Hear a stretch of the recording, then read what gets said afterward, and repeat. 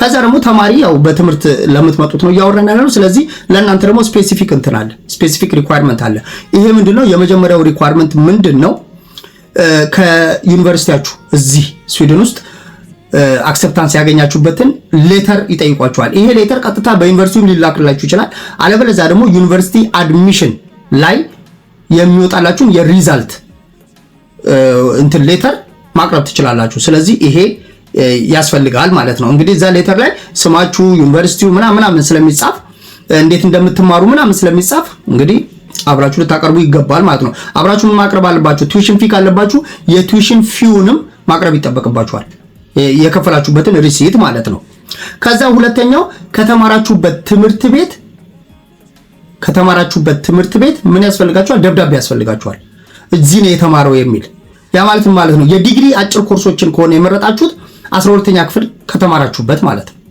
ማስተርስ ሌቭል ከሆነ ከዩኒቨርሲቲያችሁ ከተማራችሁበት ዩኒቨርሲቲ ደብዳቤ ያስፈልጋል። ምን የሚል እኛ ጋር ተምሯል በዚህ ዓመተ ምህረት በእንደዚህ አይነት ፕሮግራም እና ተምሮ ጨርሷል የሚል ይሄ ግዴታ ነው። ከዛ ደግሞ የመጨረሻው ምንድነው? የመጨረሻው አውተንቲኬትድ የሆነ የትምህርት ማስረጃ ያ ማለት ነው ማስተርስ ፕሮግራም ኮርስ ከሆነ ያመለከታችሁት ዲግሪያችሁንና ኦፊሻል ትራንስክሪፕቱን አውተንቲኬት ተደርጎ እንደ አውተንቲኬሽን እንዴት እንደሚደረግ ከዚህ በፊት ቪዲዮ ሰርቻለሁ። እስኪ ሄዳችሁ ቼክ ማድረግ ትችላላችሁ። የዲግሪ ከሆነ ደግሞ የምታመለክቱት 12ኛ ክፍላችሁ የ12ኛ ክፍል ውጤታችሁና ትራንስክሪፕቱ አውተንቲኬት ተደርጎ መግባት ይጠበቅበታል። ስለዚህ እነዚህን በሙሉ ማሟላት ይጠበቅባችኋል። ትንሽ ቪዲዮ ረዘመ መሰለኝ፣ በጣም ይቅርታ። ያው ሁሉንም መስፈርት መናገር ስለፈለኩኝ ነው።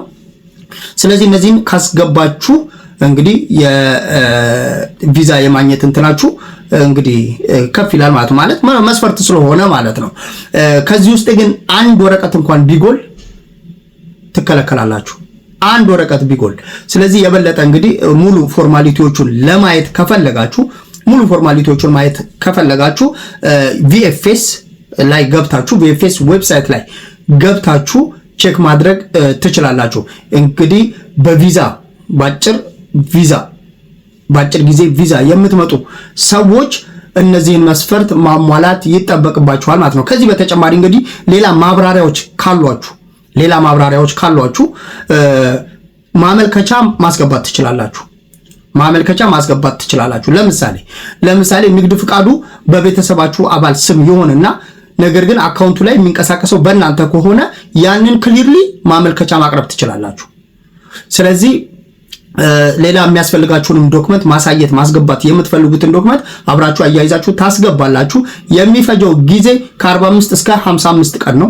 ስለዚህ እርሊ ቶሎ ማመልከት ይጠበቅባችኋል። ከዛ ውጪ እንግዲህ ያው ባጭር ኮርስ ስትመጡ ከዚህ በፊት እንደተነጋገርነው ምንድነው ባጭር ኮርስ ስትመጡ ብዙ ጊዜ የሚታየው እነዚህ አጭር ኮርሶች የመውጫ መንገድ ናቸው ተብሎ ስለሚታሰብ በጣም ስትሪክትሊ ያዩታል። ስለዚህ የጉዞ ሂስትሪ ያላችሁ ሰዎች ሞር ፌቨር ያደርጋችኋል ማለት ለእናንተ ምናልባት እንግዲህ ከሌላው በተሻለ እድል ይኖራችኋል ብዬ አስባለሁኝ። ይሄንን ቪዛ እንግዲህ ለምታመለክቱ ሰዎች በሙሉ ከወዲሁ መልካም እድል ልመኝላችሁ እወዳለሁኝ።